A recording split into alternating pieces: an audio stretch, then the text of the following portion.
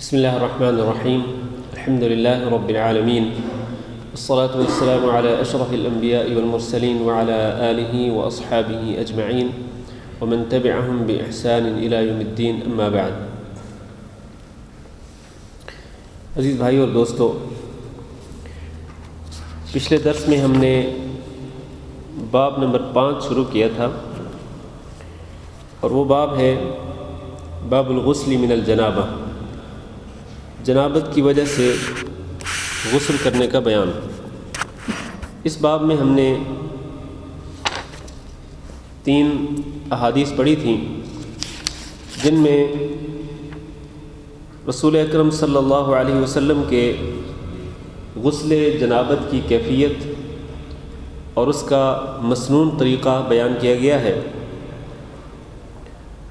اور پہلی حدیث میں ہم نے یہ پڑھا تھا کہ جب کوئی شخص جنبی ہو جائے، یعنی اس پر غسل فرض ہو جائے، جنابت کی وجہ سے، احتلام کی وجہ سے، کسی سبب کی بنا پر غسل فرض ہو، تو وہ شخص ناپاک نہیں ہوتا، اس کا جسم پاک ہوتا ہے، لیکن اس پر غسل فرض ہوتا ہے۔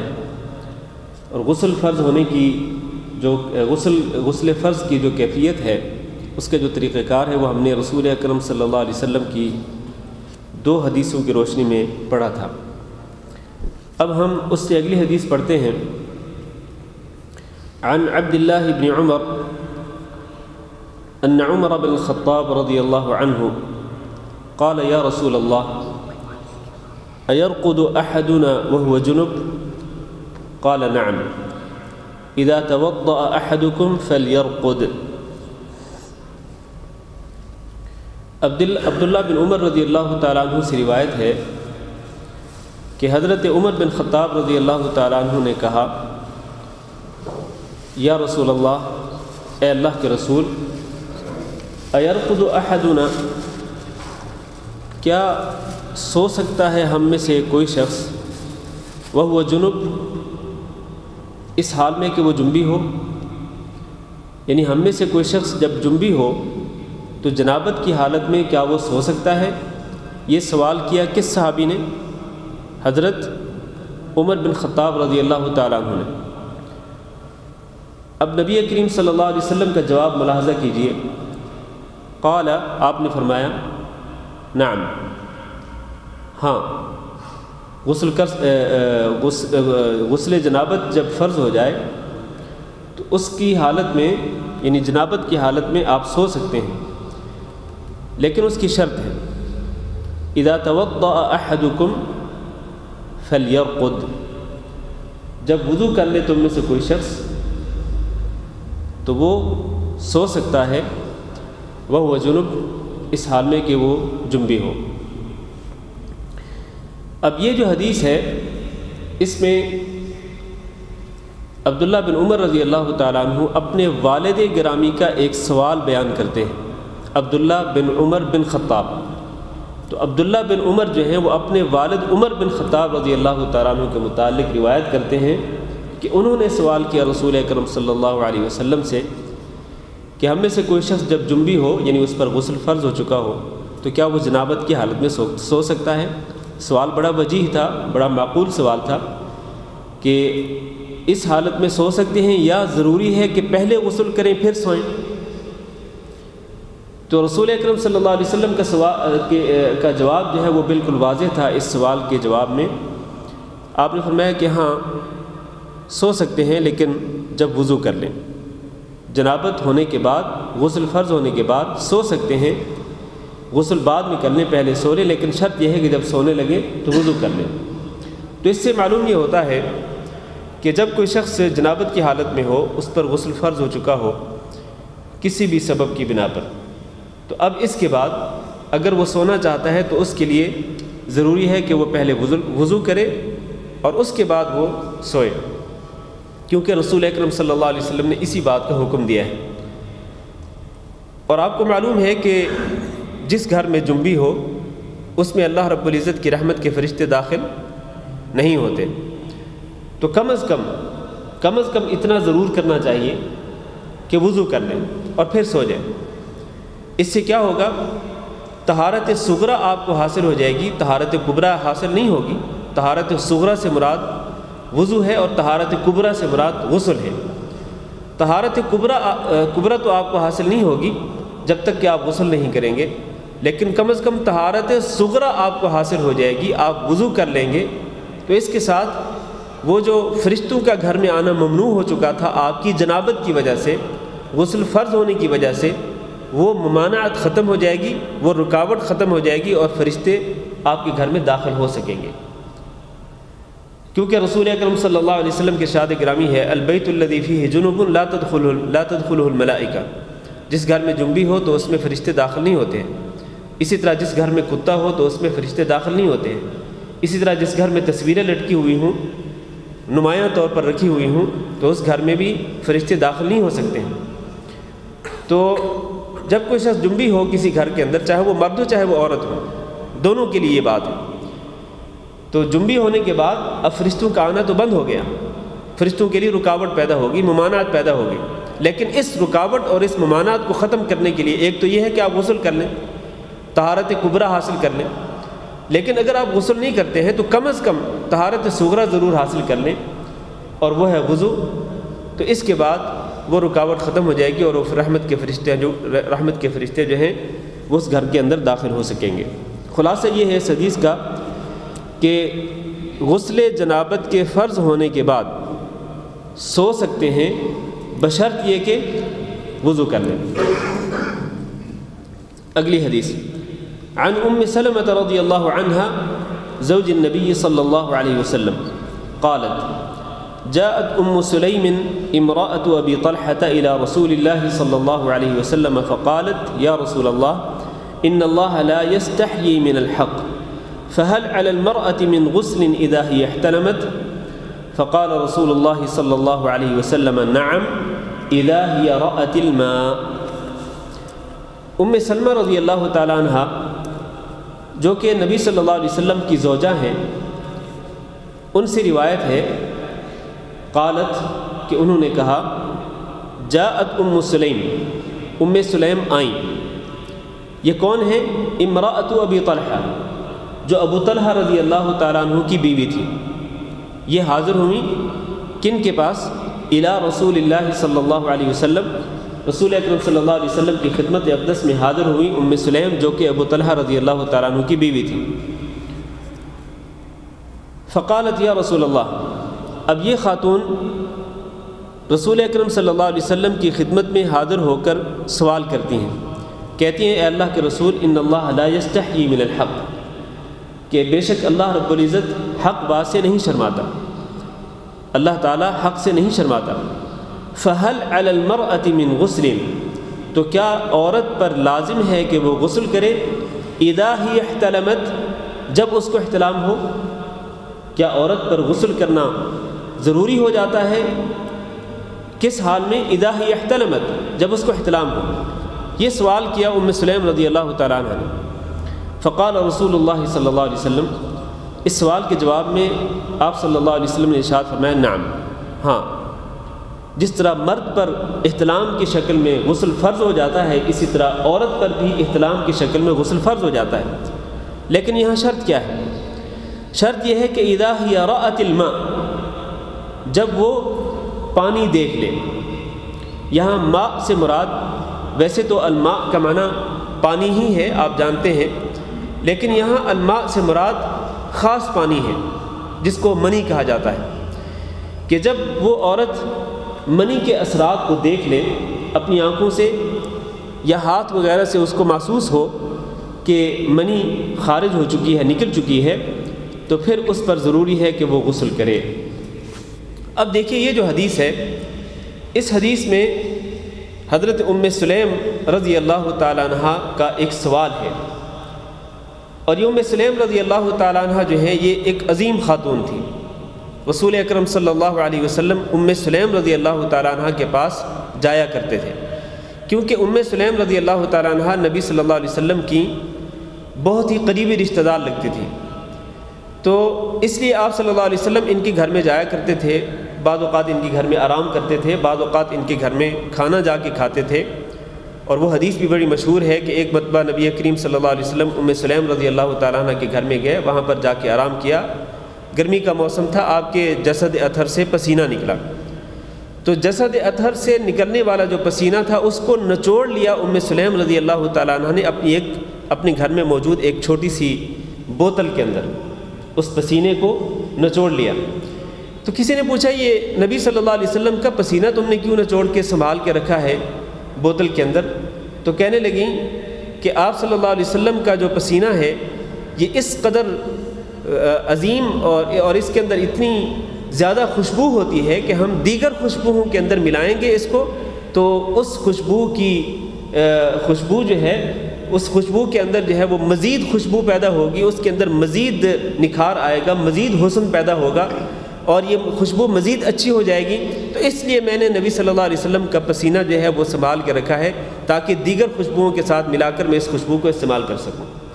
اس سے آپ اندازہ کر سکتے ہیں کہ ام سلیم رضی اللہ تعالیٰ عنہ جو ہے وہ نبی صلی اللہ علیہ وسلم کے ساتھ کس قدر شدید محبت کرنے والی خاتون تھی، اور رشتہ دار بھی تھیں، قریبی رشتہ دار تھیں، تو آپ صلی اللہ علیہ وسلم کے ساتھ بڑی محبت کرتی تھیں اور نبی صلی اللہ علیہ وسلم ان سے محبت کرتے تھے۔ تو اور پھر محبت ہی کی ایک نشانی یہ کہ وہ نبی صلی اللہ علیہ وسلم کا پسینہ نچوڑ کر کے اپنے پاس سنبھال کے رکھا کرتی تھی۔ یہ بھی معلوم ہونا چاہیے آپ کو کہ ام سلیم رضی اللہ تعالیٰ عنہ جو ہے یہ حضرت انس بن مالک رضی اللہ تعالیٰ عنہ کی والدہ بھی ہیں، حضرت انس رضی اللہ تعالیٰ عنہ کی والدہ بھی ہیں۔ اور جب یہ پیدا ہوئے تھے حضرت انس رضی اللہ تعالیٰ عنہ تو ام سلیم رضی اللہ تعالیٰ عنہ جو ہیں یہ اپنے اس بیٹے کو انس رضی اللہ تعالیٰ عنہ کو نبی صلی اللہ علیہ وسلم کی خدمت میں لائی تھیں اور ان سے آپ صلی اللہ علیہ وسلم سے دعا کی گزارش کی تھی کہ اس میرے بیٹے کے حق میں دعا کیجیے۔ تو رسول اکرم صلی اللہ علیہ وسلم نے انس رضی اللہ تعالیٰ عنہ کے حق میں دعا کی تھی، اور وہ دعا یہ تھی اللہم اکثر مالہ وولدہ، کہ اللہ اس کو مال بھی بہت زیادہ دے اور اس کو اولاد بھی بہت زیادہ دے، اور اس کے مال اور اس کے اولاد میں برکت دے۔ چنانچہ اللہ رب العزت نے نبی صلی اللہ علیہ وسلم کی یہ دعا تھی انس بن مالک رضی اللہ تعالیٰ عنہ کے حق میں، یہ دعا اس طرح سے قبول کی کہ اللہ تعالیٰ نے انس رضی اللہ تعالیٰ عنہ کو بہت زیادہ مال دے دیا اور اولاد بھی بہت زیادہ دے دی۔ حضرت انس رضی اللہ تعالیٰ عنہ کو بہت زیادہ اولاد دے دی، حتیٰ کہ انس رضی اللہ تعالیٰ عنہ کہتے ہیں کہ جب وہ فوت ہونے کے قریب تھے تو انہوں نے اپنی زندگی کے اندر ہی اپنی اولاد اور اپنے پوتے اور پڑپوتے اور پوتیاں پڑپوتیاں جو ان کی نسل تھی تقریباً 100 افراد انہوں نے اپنی آل اولاد سے دیکھے، 100 افراد۔ اس قدر اللہ رب العزت نے برکت دے دی ان کے اولاد میں، کیونکہ رسول اکرم صلی اللہ علیہ وسلم نے دعا کی تھی انس بن مالک، اور یہ انس بن مالک رضی اللہ تعالیٰ عنہ یہ بیٹے تھے کس کے؟ حضرت ام سلیم رضی اللہ تعالیٰ عنہ کے، جن کی ہم بات کر رہے ہیں۔ تو یہ بڑی عظیم خاتون تھی ام سلیم رضی اللہ تعالیٰ عنہ، تو انہوں نے چونکہ ایک قریبی رشتہ بھی تھا، نبی صلی اللہ علیہ وسلم کے ساتھ محبت بھی تھی، تو ایک ایسا سوال جس میں عموماً خواتین شرم کرتی ہیں، ایسا سوال کہ جس میں عموماً خواتین حیا کرتی ہیں اور اس طرح کا سوال کرنے سے ہچکچاتی ہیں، تو بالکل بے دھڑک ہو کر کے آ کر کے سوال کیا رسول اکرم صلی اللہ علیہ وسلم سے ایک خاص عورتوں کے خاص مسئلے کے متعلق۔ اور ظاہر ہے کہ ام سلیم ہی اس طرح کا سوال کر سکتی تھیں، یا نبی صلی اللہ علیہ وسلم کی کوئی زوجہ مطہرہ ہی آپ سے اس طرح کا سوال کرتی تھیں، ان کے علاوہ کوئی اور اس طرح کا سوال کرنے کی جرات نہیں کر سکتا تھا۔ ایک تو حیا اور شرم مانے تھی خواتین کو، اور دوسرا یہ کہ نبی صلی اللہ علیہ وسلم کا اپنا جو مقام و مرتبہ تھا، آپ کی جو عظمت تھی، اس کی وجہ سے بہت سارے لوگ سوال کرنے سے ویسے گھبراتے تھے۔ تو حضرت ام سلیم رضی اللہ تعالیٰ عنہ نے عورتوں کے مسائل میں سے ایک خاص مسئلے کے متعلق سوال کیا، لیکن آپ دیکھیں کتنی سمجھدار خاتون تھی ام سلیم رضی اللہ تعالیٰ عنہ، کتنی سمجھدار خاتون تھیں کہ سوال کرنے سے پہلے ایک مقدمہ باندھا، ایک تمہید کے طور پر ایک جملہ کہہ دیا۔ وہ جملہ کیا تھا؟ تمہید کے طور پر کہنے لگی ان اللہ لا یستحیی من الحق، کہ اللہ تعالیٰ حق بات سے نہیں شرماتا۔ مطلب یہ ہے کہ جب اللہ تعالیٰ حق بات سے نہیں شرماتا تو میں کیوں شرماؤں؟ ایک دین کے متعلق جو مسئلہ ہے اس کے متعلق میں کیوں حیا کروں؟ اور اس میں ہماری ماؤں بہنوں کے لیے ایک سبق ہے کہ دین کے مسائل میں بالکل نہیں شرمانا چاہیے، دین کے مسائل میں سوال کرنا چاہیے اور دین کے مسائل پوچھنے چاہیے۔ بہت ساری خواتین کو جو ہے وہ ناواقفیت کی وجہ سے بہت ساری پرابلمز اور بہت ساری مشاکل کا سامنا ہوتا ہے، تو ان کو چاہیے کہ وہ اہل علم سے یا کم از کم اپنے خاوند کے ذریعے یا اپنے کسی محرم کے ذریعے وہ سوال کریں تاکہ ان کے جو خصوصی مسائل ہوتے ہیں ان کا حل ان کو مل سکے۔ تو ایک خصوصی مسئلہ جو ہے اس کے متعلق سوال کیا ام سلیم رضی اللہ تعالیٰ عنہ نے، اور یہاں آپ کو یہ بات بھی بتلا دوں کہ حضرت عائشہ رضی اللہ تعالیٰ عنہ یہ کہا کرتی تھیں کہ نعم النساء نساء الانصار، نعم النساء نساء الانصار لا يمنعهن الحیاء من ان يتفقهن في الدین، کہ بہترین خواتین انصاریوں کی خواتین ہیں۔ انصار صحابہ کرام جو مدینہ منورہ کے رہنے والے تھے، حضرت عائشہ، حالانکہ حضرت عائشہ خود مہاجر تھیں، خود انصاریہ نہیں تھیں، اور اس میں بھی آپ دیکھیں کہ کلمہ عدل کہنے میں، کلمہ انصاف کہنے میں ان کو یہ جو مہاجر ہونا اور انصاری ہونا، اس چیز نے ان کو منع نہیں کیا۔ کلمہ حق اور کلمہ عدل کہنے سے ان کو اس چیز نے منع نہیں کیا کہ وہ خود مہاجر تھیں لیکن تعریف کر رہے ہیں انصاری عورتوں کی۔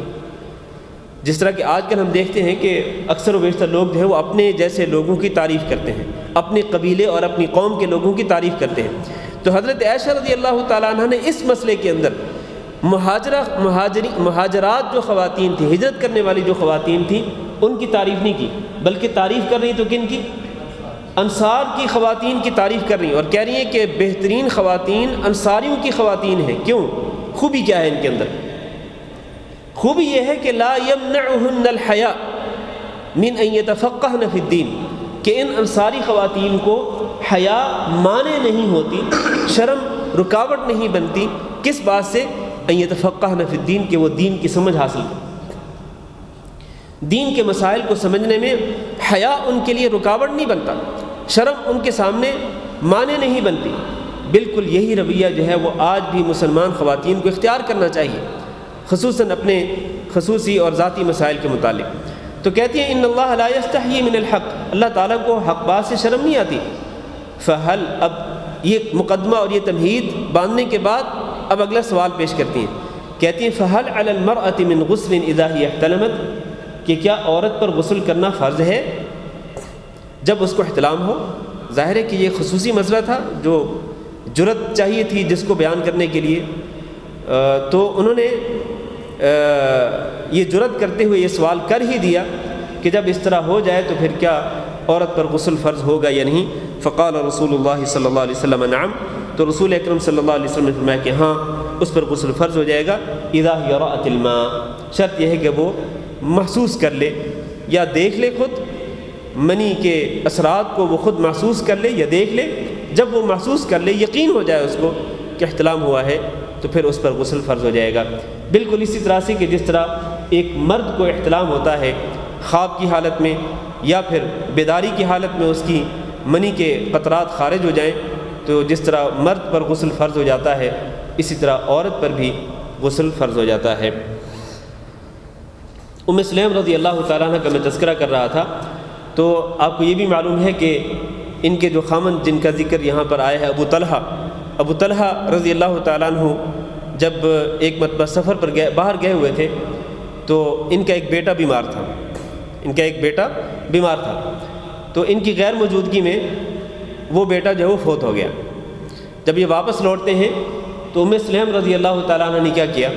میں آپ کو یہ بتا رہا تھا کہ کتنی سمجھدار خاتون تھی یہ ام سلیم رضی اللہ تعالیٰ عنہ، اور یقین مانیں ام سلیم رضی اللہ تعالیٰ عنہ کی سیرت اور ان کی سوانح حیات کے اس قدر زیادہ پہلو ہیں کہ ان کو بیان کرنے کے لیے ایک مکمل درس چاہیے۔ بہت سارے پہلو ہیں کہ وہ عبادت کس طرح کرتی تھیں، اپنے خامد کی خدمت کس طرح کرتی تھیں، اولاد کی تربیت کس طرح سے کرتی تھیں، گھر کے جو کام کاج تھے وہ کس طرح سے کرتی تھیں۔ ایک پورا باب ہے ام سلیم رضی اللہ تعالیٰ عنہ کی سیرت کا۔ صرف یہ واقعہ کہ جب ابو طلحہ رضی اللہ تعالیٰ عنہ کا بیٹا فوت ہو گیا تو ام سلیم رضی اللہ تعالیٰ عنہ جو ہیں انہوں نے یہ سوچا کہ بجائے اس کے کہ ابو طلحہ جب گھر کو واپس لوٹے تو آتے ہی میں ان کو خبر دوں کہ تمہارا بیٹا فوت ہو گیا ہے، تو ظاہر ہے وہ پریشان ہوں گے اور خاص طور پر باہر سے آئیں گے، تو انہوں نے اس فوت شدہ بیٹے کو ایک چادر میں لپیٹا اور گھر کے کونے میں رکھ دیا۔ اس کے بعد جب ابو طلحہ آ گئے تو ابو طلحہ نے آتے ہی پوچھا اپنے اس بیٹے کے بارے میں کہ میرا بیٹا کس طرح ہے، تو جواب کیا دیا؟ کہنے لگی کہ وہ سکون کی حالت میں، سکون ہے اس کو، مطلب جھوٹ بھی نہیں بولا ہے اور صاف طور پر یہ بھی نہیں کہا کہ وہ فوت ہو چکا ہے۔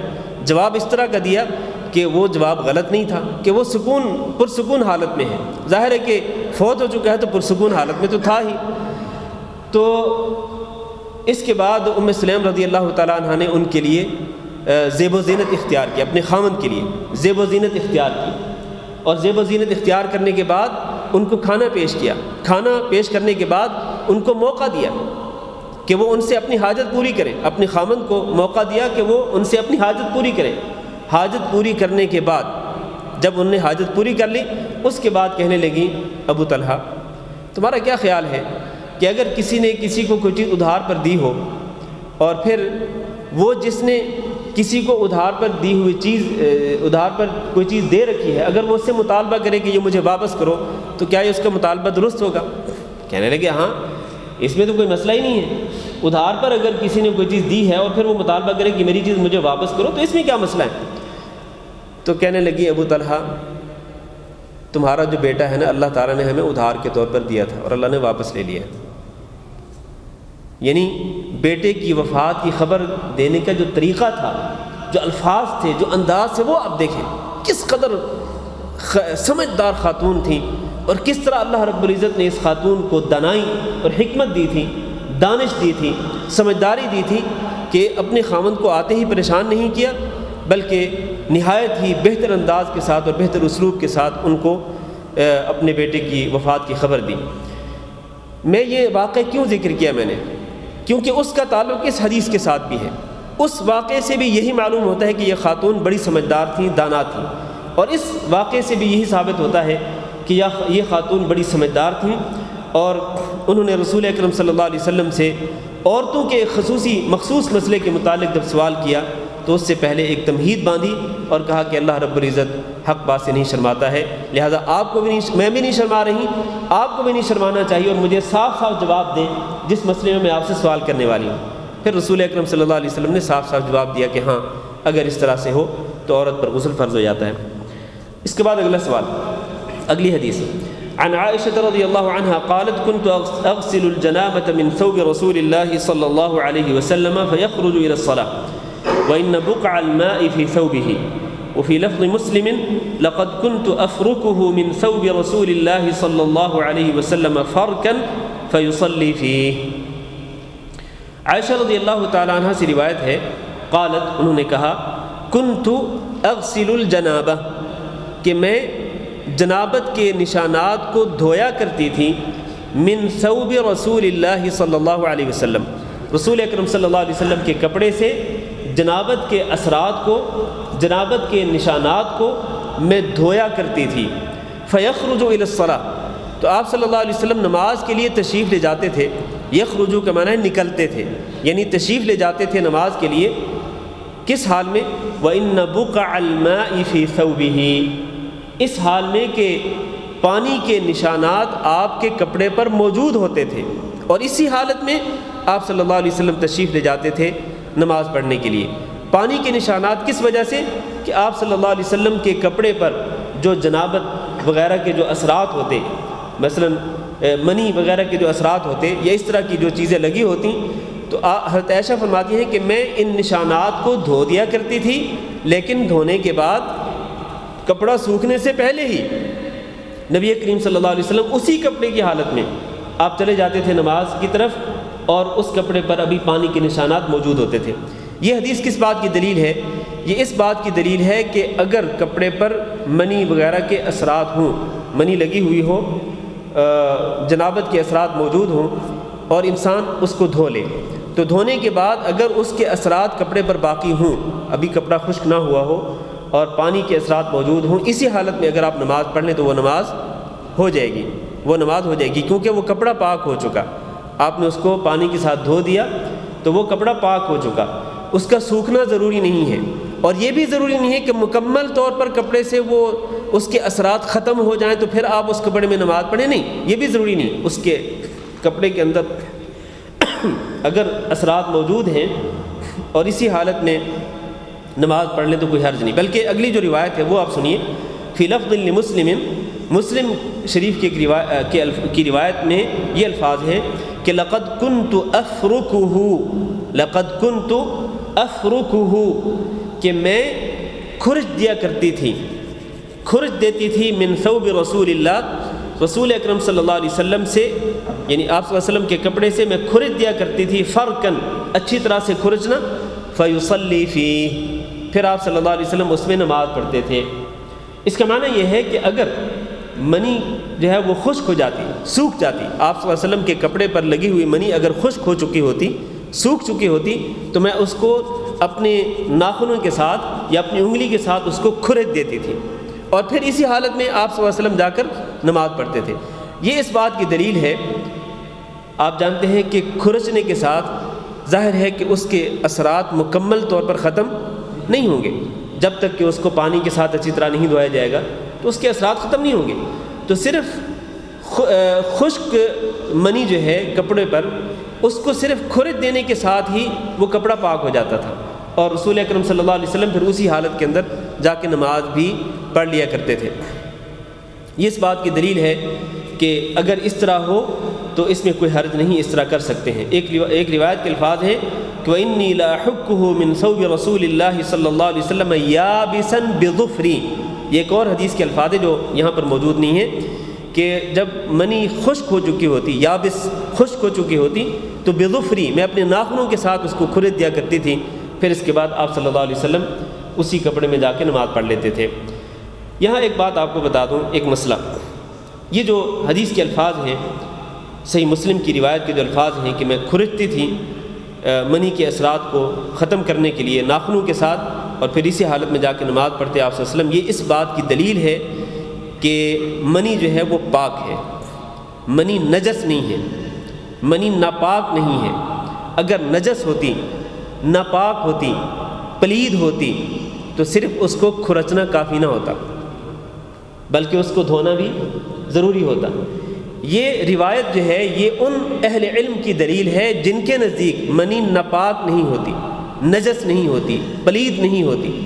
اور پھر اس کی ایک اور دلیل وہ یہ بھی دیتے ہیں کہ یہی وہ منی ہی تو ہے کہ جس سے انسان پیدا ہوتا ہے، اور انسان کیا ہے؟ اشرف المخلوقات ہے۔ تو کیا اشرف المخلوقات جو انسان ہے وہ کسی ناپاک نطفے سے، پلید اور نجس نطفے سے پاک ہوتا ہے، پیدا ہوتا ہے؟ حالانکہ وہ اشرف المخلوقات ہے وہ انسان، یعنی تمام مخلوقوں میں سب سے زیادہ شرف والی مخلوق، سب سے زیادہ معزز مخلوق، تو کیا اس کو ایک ناپاک چیز سے پیدا کیا گیا ہے؟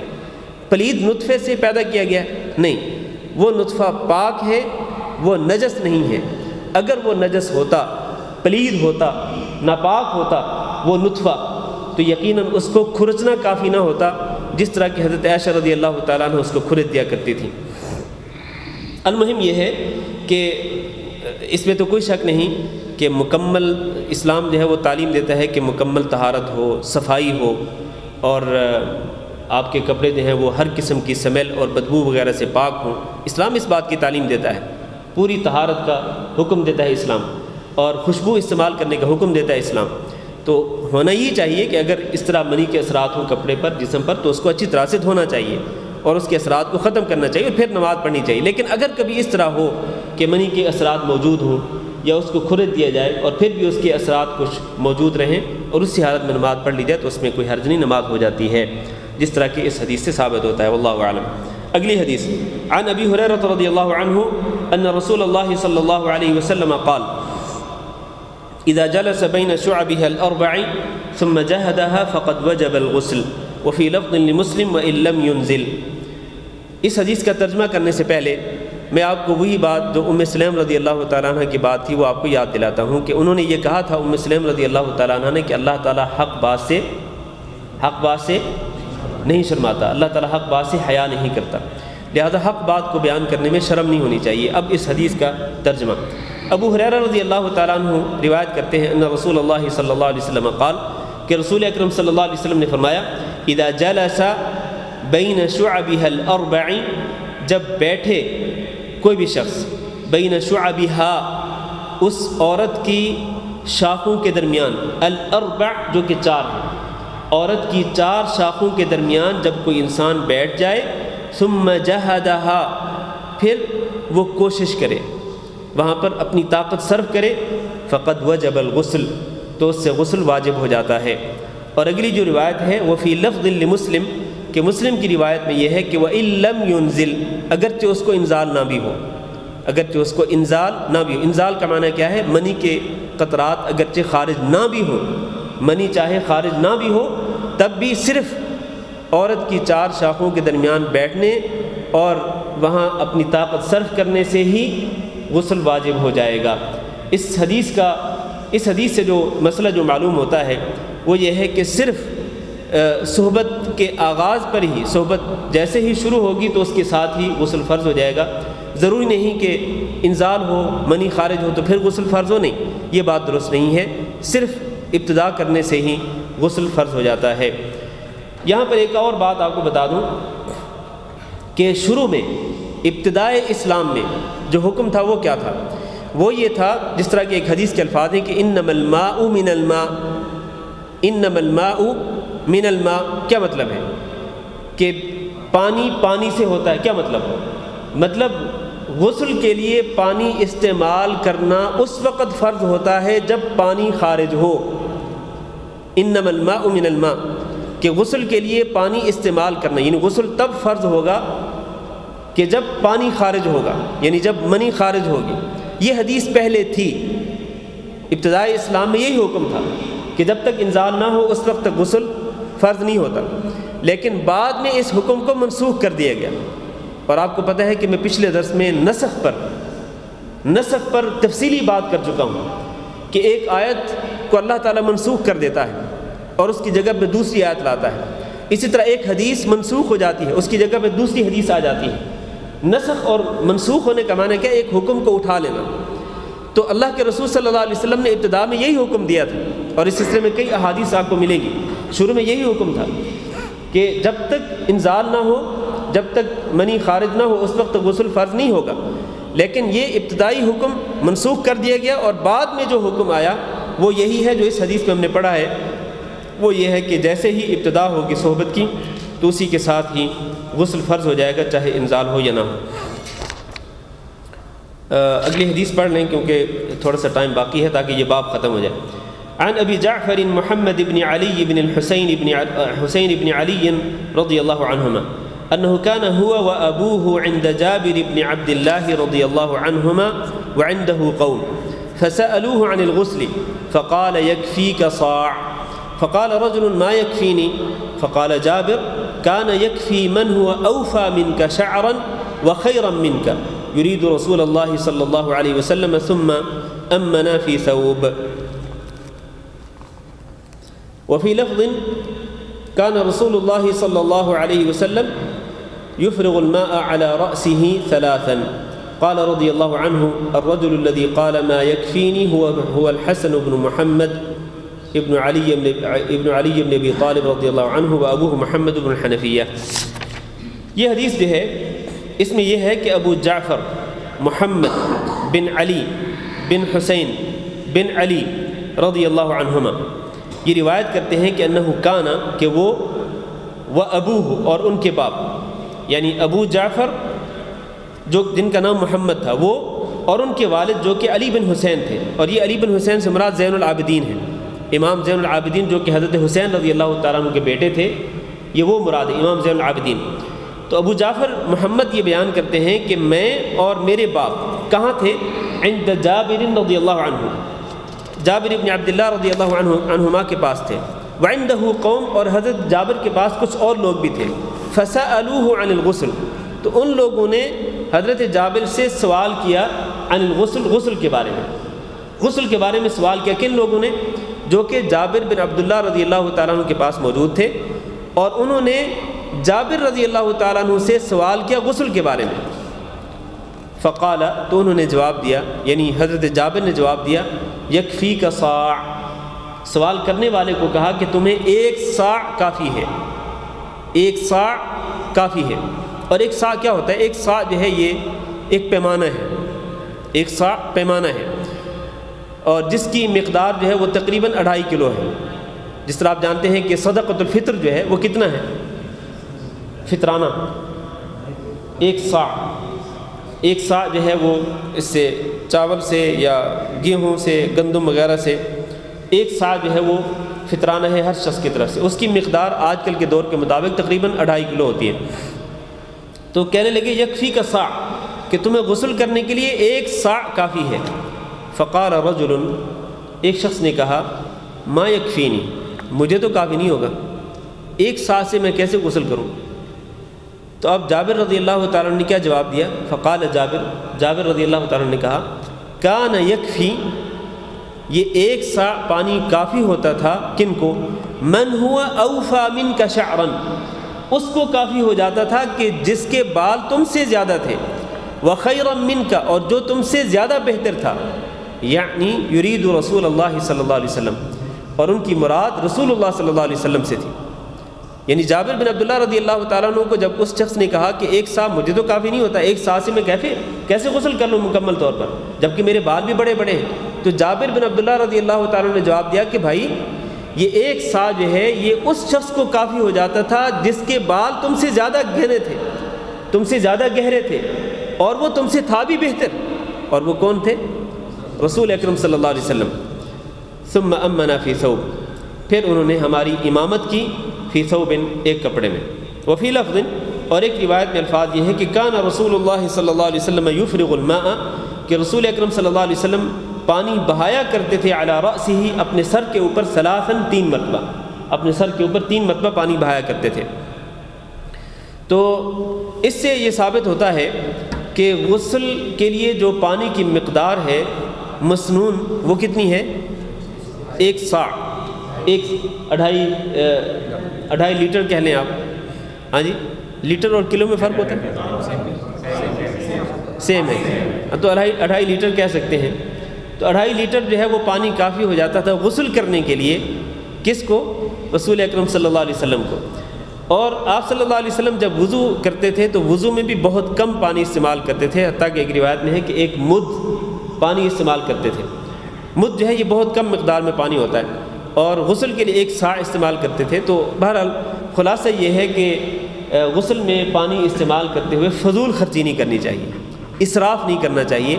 آج کل تو آپ کو پتہ ہے کہ شاور کھولیں اور پھر اس کے نیچے پانی گرم ہو تو پھر کھڑے ہی رہیں ادھر، ہاں جی، اور اگر گرمی کے موسم میں پانی ٹھنڈا ہو تو پھر ٹھنڈک حاصل کرنے کے لیے اس کے نیچے کھڑے ہی رہیں۔ تو اس طرح نہیں کرنا چاہیے، اسراف نہیں کرنا چاہیے، فضول خرچی نہیں کرنی چاہیے، ہر چیز میں اعتدال کی راہ کو اپنانا چاہیے، ہر چیز میں۔ آپ جب پیسہ خرچ کرتے ہیں تو پیسے میں بھی آپ سے مطلوب یہ ہے، شریعت کی طرف سے مطالبہ یہ ہے کہ آپ اعتدال کی راہ اپنائیں۔ والذین اذا انفقوا لم یسرفوا ولم یقتروا، عباد الرحمن کی صفات میں سے ایک صفت یہ ہے کہ جب وہ خرچ کرتے ہیں تو نہ فضول خرچی کرتے ہیں، نہ بخل کرتے ہیں، کنجوسی کرتے ہیں، بلکہ درمیانہ راستہ اختیار کرتے ہیں۔ تو اسی طرح غسل میں بھی اور اسی طرح وضو میں بھی میانہ روی اختیار کرنی چاہیے، حسب حاجت، اپنی ضرورت کے بقدر ہی پانی استعمال کرنا چاہیے، ضرورت سے زیادہ پانی ضائع نہیں کرنا چاہیے۔ پانی بہت بڑی نعمت ہے، پانی بہت بڑی نعمت ہے، اور اس نعمت کا اندازہ ہمیں نہیں ہے، کیونکہ ہمیں تو ماشاءاللہ بہت کھلا پانی، وافر پانی ملا ہوا ہے، لیکن ان ملکوں میں رہنے والے لوگوں سے پوچھیں کہ جہاں پر پانی نہیں ملتا ہے، جہاں پانی کی کمی ہوتی ہے، صاف پانی، شفاف پانی نہیں ملتا، تو وہاں لوگ کس قدر مشکلات میں ہوتے ہیں۔ تو پانی بہت بڑی نعمت ہے، اور اللہ تعالیٰ نے قرآن مجید میں ارشاد فرمایا کہ ثم لتسألن یومئذ عن النعیم، کہ قیامت کے دن تم سے نعمتوں کے متعلق سوال کیا جائے گا۔ جن نعمتوں کے متعلق سوال کیا جائے گا انہی نعمتوں میں سے ایک نعمت یہ پانی کی نعمت بھی ہے۔ اس کے متعلق مجھ سے اور آپ سے پوچھا جائے گا کہ آپ نے اس نعمت کو جائز طور پر استعمال کیا تھا یا اس میں اسراف کیا تھا، اس میں فضول خرچی کی تھی۔ تو ہم سے یہ سوال ہونے والا، لہٰذا ہمیں اس سوال کا جواب بھی تیار کر لینا چاہیے۔ خلاصہ یہ ہے کہ رسول اکرم صلی اللہ علیہ وسلم پانی استعمال کرتے ہوئے وضو میں اور غسل میں اسراف سے بچتے تھے، فضول خرچی سے بچتے تھے، لہذا ہمیں بھی اس سے بچنا چاہیے۔ واللہ اعلم۔ یہ باب ختم ہو گیا۔ تو اس طرح ہم نے اب غسل کے جو مسائل ہیں وہ ہم نے پڑھ لیے ہیں، غسل جنابت کے خاص طور پر۔ تو اگر اس کے بعد بھی کسی کا کوئی سوال ہو کسی کے ذہن میں تو وہ کر سکتے ہیں۔ انشاءاللہ ہم اگلے درس میں تیمم کا باب پڑھیں گے، اور اس کے بعد انشاءاللہ وہ بھی خواتین کے ساتھ متعلق ہے، ایک باب الحیض کے متعلق۔ تو یہ 2 باب رہ گئے۔ اس کے بعد انشاءاللہ ہمارا جو اگلا جو چیپٹر ہے وہ نماز کے متعلق ہے، پھر ہم نماز کے مسائل انشاءاللہ شروع کریں گے۔ تو اسی پر اکتفا کرتے ہیں۔ استغفر اللہ لی ولکم انہ هو الغفور الرحیم۔ کسی بھائی کا کوئی سوال ہو تو کر سکتے ہیں۔ اذان کا ٹائم ہو چکا؟ ہم ہی ہیں 5 منٹ. ہاں جی جی.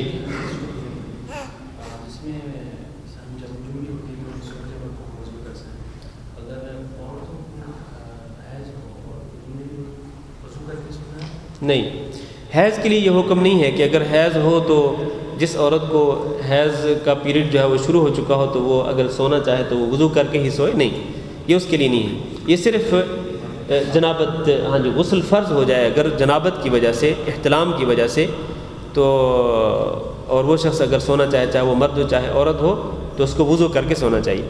ہاں جی.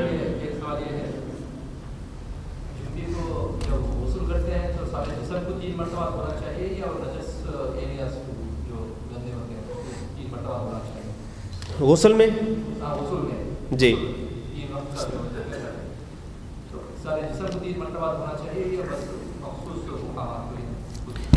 وہ تو ہم نے پچھلے درس میں پڑھا تھا کہ جب غسل فرض کرنا ہو, فرضی غسل جب کرنا ہو, غسل جنابت, تو سب سے پہلے ہاتھ دھونے چاہیے, اس کے بعد استنجا کرنا چاہیے, اور اس کے بعد وضو کرنا چاہیے. تو استنجا جو ہے وہ اچھی طرح سے کر لینا چاہیے, 3 مرتبہ ہی کر لینا چاہیے, تاکہ کوئی غلاظت ہو, کوئی نجاست ہو, کوئی ناپاکی وغیرہ ہو تو وہ اچھی طرح سے دھل جائے. اس کے بعد پھر وضو کریں جس طرح نماز کا وضو ہوتا ہے. اس کے بعد پھر اپنے جسم پر پانی بہائیں, اور وہ بھی آج کی جو آخری حدیث ہم نے پڑھی ہے اس سے یہ ثابت ہوتا ہے کہ رسول اکرم صلی اللہ علیہ وسلم اپنے سر مبارک کے اوپر 3 بار پانی بہاتے تھے. تو اسی طرح اپنے پورے جسم پر پانی 3 بار بہانا چاہیے. اور آپ صلی اللہ علیہ وسلم جب پانی بہاتے تھے تو پہلے اپنے دائیں اعضاء پر پانی بہاتے تھے, اپنی دائیں طرف, آپ کے جسم کی جو دائیں طرف تھی اس پر پانی بہاتے, اور پھر آپ کے جسم کی جو بائیں طرف ہوتی, بائیں جانب ہوتی, اس پر آپ پانی بہاتے. تو یہ سنت ہے, اس کا خیال رکھنا چاہیے غسل کرتے ہوئے. یہ جو چھوٹی چھوٹی سنتیں ہوتی ہیں, انسان اگر ان سنتوں کا خاص طور پر خیال رکھے تو یقینی طور پر بہت زیادہ اجر و ثواب انسان حاصل کر سکتا ہے. لیکن ہم لوگ عموماً اس طرح کی سنتوں کا خیال نہیں رکھتے. ہاں جی. کسی کو اگر بالوں کے جھڑنے کی مشکل ہے, بیماری ہے, اور خاتونوں میں خاص طور پہ, تو ان پر غسل کے دوران ہر بال کو گیلا کرنا ضروری ہے. بال جھڑنے کی اگر بیماری ہو اور اس میں احتیاط ہو کہ وہ بار بار غسل کرنے میں تکلیف ہو. دیکھیں, جہاں تک سر کی جو جلد ہے, جلد کا جہاں تک تعلق ہے, تو جلد کو تر کرنا ضروری ہے. سر کی جو جلد ہے اس کو تر کرنا, اس کو بھگونا ضروری ہے غسل میں, خاص طور پر جب غسل فرض ہو چکا ہو تو جلد کو تر کرنا ضروری ہے. تاہم جو بال ہیں, بالوں کی اگر جس طرح کیا کہتے ہیں اس کو, ہاں نہیں, چوٹی, ہاں چوٹیاں بنائی ہوتی ہیں, بعض خواتین نے بالوں کی چوٹیاں بنائی ہوتی ہیں, تو وہ چوٹی کھولنا جو ہے وہ ضروری نہیں ہے. چوٹیوں کو کھولنا ضروری نہیں ہے جس طرح کی حدیث میں موجود ہے, لیکن جہاں تک جلد کا تعلق ہے تو جلد کو بہرحال تر کرنا ضروری ہے. ہاں جی. تصویر کے متعلق بتایا آپ نے, تو ہر قسم کی تصویر لگانا ممنوع ہے یا پھل فروٹ پودے یہ لگا سکتے ہیں؟ نہیں, جاندار جو چیزیں ہیں نا, جاندار چیزیں, چاہے وہ انسان ہوں یا دوسرے جانور ہوں, حیوانات ہوں, ان کی تصویریں لگانا, لٹکانا وہ ممنوع ہے. یا نمایاں طور پر گھر میں کسی جگہ پہ رکھنا, احترام کے طور پر, تعظیم کے طور پر کسی انسان کی تصویر کو یا کسی جانور کی تصویر کو اس طرح لٹکانا, نمایاں طور پر رکھنا باہر, یہ باہر غلط ہے. اس کی وجہ سے فرشتے گھر کے اندر داخل نہیں ہوں گے. باقی جہاں تک جو غیر جاندار چیزیں ہیں, مثلا پودے وغیرہ یا درخت وغیرہ یا جو خوبصورت سین ہوتے ہیں, ہاں جی, ان کی تصویر جو ہے وہ لگائی جا سکتی ہے. اذان کا ٹائم ہو چکا ہے. جزاکم اللہ خیر.